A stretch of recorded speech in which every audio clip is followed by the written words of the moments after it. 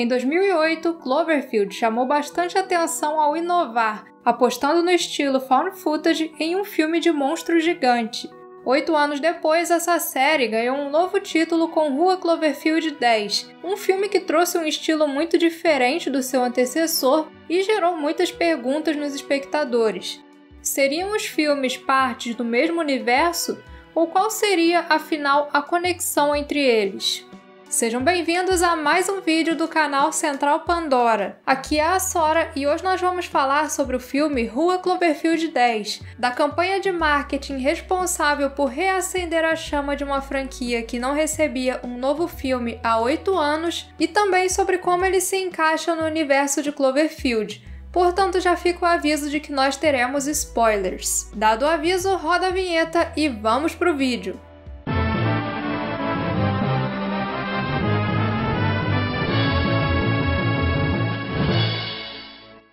Tudo começou com um roteiro de uma história de suspense chamada The Cellar, ou O Porão, que foi escrito em 2012 pela dupla Josh Campbell e Matt Stuckey e que nada tinha a ver com o universo de Cloverfield até ser comprado pela Bad Robot. Apesar de já ter a base do que nós veríamos em Rua Cloverfield 10, esse roteiro tinha algumas diferenças fundamentais. Entre elas, o papel do personagem Emmett, que nem tinha esse nome, e o final, que não tinha os alienígenas e nem mesmo a importante decisão da protagonista, que é justamente o resultado da jornada dela nesse filme. Quando a Bad Robot, produtora do J.J. Abrams, assumiu o projeto, eles retrabalharam a história e fizeram as mudanças necessárias para que ela se encaixasse no universo de Cloverfield. E claro, uma dessas mudanças foi a troca do título, que agora levava o nome da franquia. O filme seguiu com uma produção totalmente secreta sob o nome Valência, e tudo foi planejado meticulosamente para que ele chegasse como uma surpresa. Assim como seu antecessor, Rua Cloverfield 10 teve na sua campanha de marketing um jogo de realidade alternativa, que é um tipo de jogo que usa recursos de diferentes mídias para mesclar situações do universo fictício com o mundo real, criando assim uma experiência interativa única. A divulgação do filme foi cheia de mistérios e se iniciou apenas 2 meses antes do seu lançamento, quando foi exibido um trailer do projeto sem revelar muito sobre ele, apenas o seu título com ênfase na palavra Cloverfield.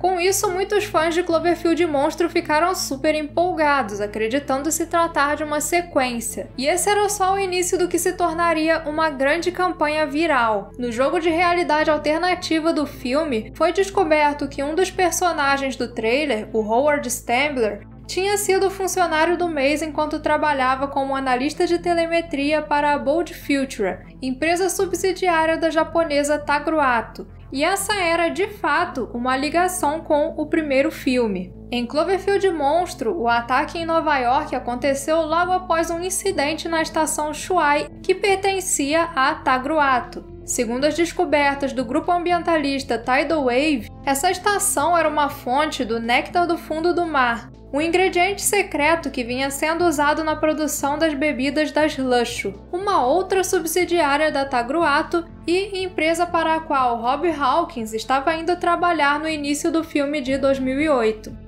O jogo de Rua Cloverfield 10 teve como principais focos o personagem Howard e algumas descobertas da Bold Futura, além de mostrar um pouco da personalidade de Howard, a complicada relação com a filha e a ex-mulher e a constante paranoia que tinha ficado ainda pior quando ele começou a trabalhar para Bold Futura. O jogo também deu indícios de algo encontrado no espaço durante o lançamento de um satélite. Space Command, this is the flight director Johnson.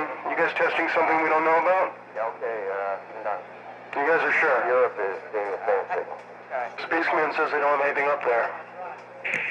We're seeing another burst in the signal. This one is bigger. It would have to be something really big to generate this kind of magnetic field. Além de mensagens em sites, peças de quebra-cabeça em refrigerantes e um anúncio da esposa de Howard em um site de classificados, o jogo envolveu também coordenadas para coisas do mundo real, como um kit de sobrevivência encontrado por um usuário do Reddit, onde estava o pendrive com os misteriosos áudios do satélite, e também um celular encontrado por outro jogador, que recebia mensagens do próprio Howard.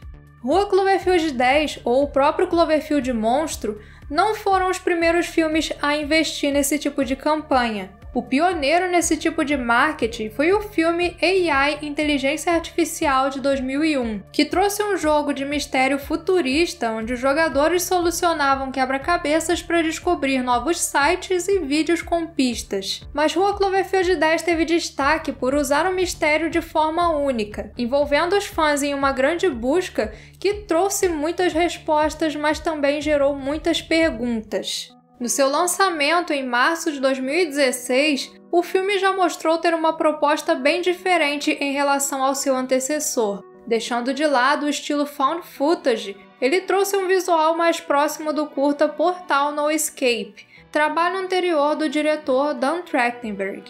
E a estreia do diretor no cinema se mostrou bastante promissora, com uma boa construção de suspense, antecipação e uma clara influência do trabalho de Alfred Hitchcock em diversos aspectos. Uma das formas que Rua Cloverfield 10 se liga no restante da franquia é através da sua temática. Assim como os outros Cloverfields, esse filme tem uma história com foco em dramas particulares dos seus personagens. Nessa franquia, normalmente nós vemos um monstro ou uma grande catástrofe que surge, e é justamente o fato de estar naquela situação tão terrível e desesperadora que cria nos seus personagens a necessidade de lidar com as suas dificuldades, com os seus arrependimentos. E em Rua Cloverfield 10 nós temos justamente a jornada de crescimento da protagonista Michelle. Durante uma conversa com Emmett, Michelle desabafa sobre entrar em pânico e fugir sempre que se encontra diante de uma situação ruim. E esse lado da personagem é mostrado logo no início do filme, quando nós vemos ela escapando não de um monstro gigante que estava destruindo a cidade, mas sim de um relacionamento que não vinha mais dando certo, deixando para trás não só o anel de noivado e a chave do apartamento, mas também os seus projetos de costura e provavelmente muito da vida que ela tinha ali, simplesmente porque essa era a saída mais fácil. Mas nessa fuga ela acaba no caminho de Howard Stambler, que supostamente tinha salvado a sua vida de um ataque químico. Mas seria essa a real intenção dele? O mundo teria realmente se tornado inabitável? Todo o filme se desenrola em torno desses mistérios. Com o tempo, segredos e um lado perturbador de Howard são revelados. E no fim, Michelle se vê diante de uma situação onde não tem mais escolha. Ela precisava fugir do bunker, não importando os perigos que fossem encontrar do lado de fora. Ao conseguir escapar, a Michelle percebe que o ar estava normal, mas isso não significava que o exterior estava de fato seguro. Pois é, depois de se livrar de Howard, ela se depara com uma invasão alienígena em um final um tanto controverso. Ai, fala sério. A partir desse momento, o longa tem uma mudança de tom e salta do suspense para ficção científica de forma totalmente ousada. Mas provavelmente aqueles que acompanharam o jogo já estavam esperando por esse momento. Depois de se livrar da ameaça alienígena, Michelle pega um carro e segue para o fim do seu arco nesse filme, que é quando ela finalmente precisa decidir entre fugir ou lutar. E nesse momento, ela teria total liberdade entre as duas escolhas. Michelle ouve uma mensagem no rádio falando para os sobreviventes que não estão na zona de segurança irem para o norte de Baton Rouge, mas quem tivesse conhecimento médico ou treinamento em combate poderia ir ajudar sobreviventes em um hospital em Houston. E então, depois de toda a experiência passada no bunker, ela decide que não ia mais fugir. Michelle segue então em direção a Houston, para ajudar as pessoas no hospital. Por mais que pareça que o filme tenha se encerrado com um final aberto, já que ainda tinha naves alienígenas na Terra, ele termina com a conclusão da metamorfose da protagonista, que agora tinha decidido lutar em meio a uma adversidade, ao invés de apenas fugir como nas outras vezes em que ela teve escolha. Em entrevistas, o Dan Trachtenberg chegou a comentar que, para ele, esse filme funciona como uma história de origem da personagem, o que não significa necessariamente que vai existir uma sequência. Na verdade, no fim do filme, nós sabemos que ela vai encontrar uma situação extremamente complicada lá em Houston, mas que agora ela tinha força para encarar tudo aquilo. Mesmo com as ligações feitas no material promocional, esse filme se encerra sem nenhuma ligação com a história de Cloverfield Monstro, o que deixou muitas pessoas confusas. Quando foi questionado sobre isso, o Trachtenberg falou que o Cloververse era uma plataforma para contar histórias únicas e originais, ligadas verdadeiramente pelo mesmo tom, a mesma sensibilidade, sempre com versões muito assustadoras e intensas de gêneros familiares. A ideia era criar uma série antológica de filmes, como se fosse uma além da imaginação, só que obviamente eles mudaram de ideia depois com o Paradox Cloverfield.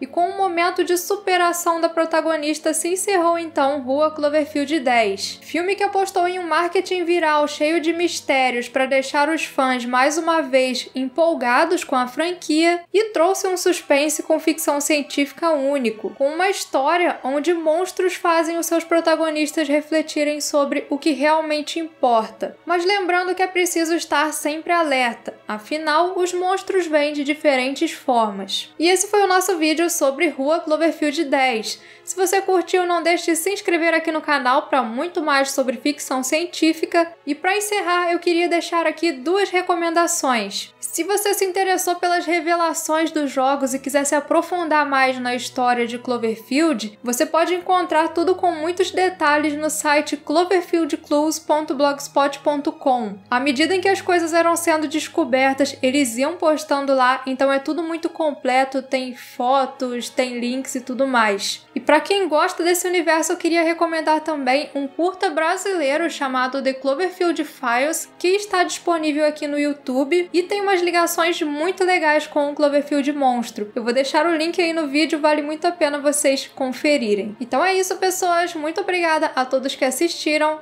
um grande abraço e estejam sempre atentos aos monstros.